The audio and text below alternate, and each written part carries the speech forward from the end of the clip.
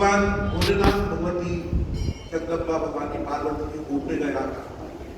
आकाश में से घूमते घूमते एक बिहान वन में पहुंचे, एक कंदराती वहां बैठ गए और बातचीत कर रहे थे। उसी समय शिवपुराण कहते हैं कि भगवान के शरीर से, भोलेनाथ के शरीर से ज्योति प्रकाश, ज्योति प्रकट, और भगवती पार्वती के शरीर से भी एक ज्योति प्रकट हुई। और वो ज्योति को एक पक्षी ने मुंह में ले लिया।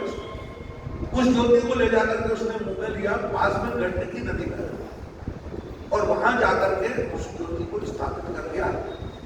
एक कुछ पौधे लगे हुए थे, और सब सरकंडे के पौधे को, कुछ मोटी मोटी सी घास टाइप की थी, वहां उस ज्योति को स्थापित किया।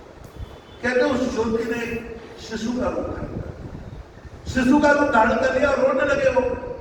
तो उस समय गंधर्व लोग की 6 कन्याएं गंडकी में स्नान कर रही, स्नान करने आई हुई थी। तो शिशु का जब उन्होंने रुदन सुना तो उनको लगा कि कोई शिशु रो रहा है, दिखना चाहिए। वो आगे देखी तो बड़ा दिव्य और अत्यंत तेजस्वी वो शिशु अपने ना 6 कन्याओं ने उठा लिया, और कन्याओं ने निश्चय किया कि आसपास देखा तो माता पिता दिखाई नहीं दिए।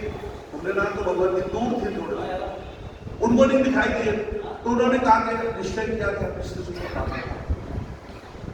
6 कन्याएं लेकर के गंधर्व लोग गई और 6 उनको दूध पिलाने लगे बारी बारी से। इसलिए कार्तिकेय भगवान का एक नाम षटमुख भी, षडानंद भी उठ गए।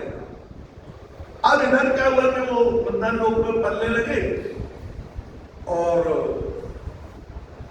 तारकासुर को पता लगा, किसी ने जाके बता दिया कि वो तो भगवान भोलेनाथ ने विवाह भी कर लिया और उनका एक पुत्र भी हो गया। क्योंकि दोनों की ज्योति से प्रकट हुए थे, इसलिए भोलेनाथ पार्वती के पुत्र कहलाए। तो उसने सोचा कि किसी तरह से और कार्तिकेय भगवान का वध करने लगा। अभी कार्तिकेय नाम नहीं पड़ा है, तो सिर्फ कार्तिकेय इसलिए कह रहे हैं ताकि पता लग जाए कि वो कार्तिकेय रूप में प्रकट है। अब कार्तिकेय नाम कैसे पड़ा वो अभी 2 मिनट में।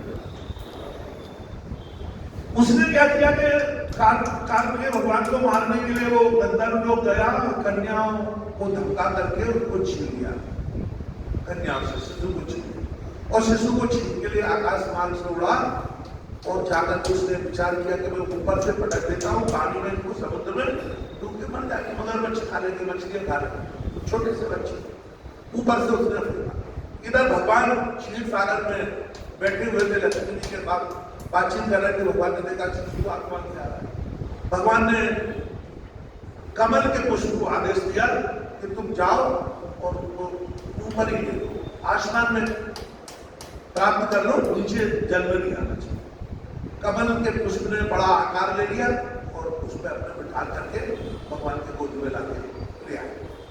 भगवान गोदी में ले आए, भगवान ने अपने पास रखा। अब थोड़े से बड़े हुए, भगवान सोचने लगे कि इनको गंगा जी के पास पहुंचाना चाहिए, क्योंकि गंगा जी के से डरता है तारकासुर, तो गंगा जी के पास वो नहीं आएगा। गंगा जी ने एक बार उसको मार के भगा दिया था हिमालय से, इतनी तीव्र धारा प्रवाहित कर दी थी कि वो रुक ही नहीं पाया था वहां, और बाकी चला गया। भगवान गंगा जी के पास लेके आए भगवान नारायण। नारायण ने कहा कि ये भोलेनाथ के पुत्र है और पार्वती जी के पुत्र है, आप इनको शास्त्र की शिक्षा दो, शस्त्र की भी शिक्षा दो। अपने यहाँ शास्त्र और शस्त्र दोनों की ही शिक्षा दी जाती थी। दुर्भाग्य से जाने हिंदू कैसा हो गया, उसको शस्त्र की शिक्षा ही नहीं आती और भागता रहता है, जान बचा के भागता है।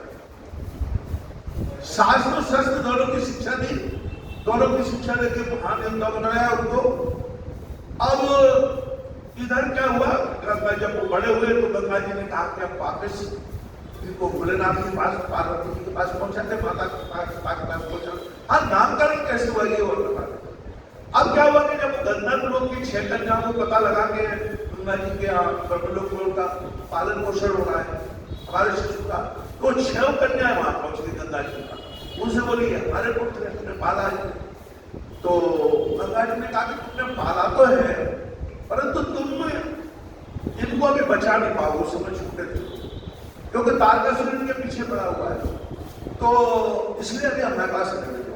फिर गंगा जी ने कहा कि अच्छा आप लोग किनका पुत्र है? 6 में से किनके पुत्र है?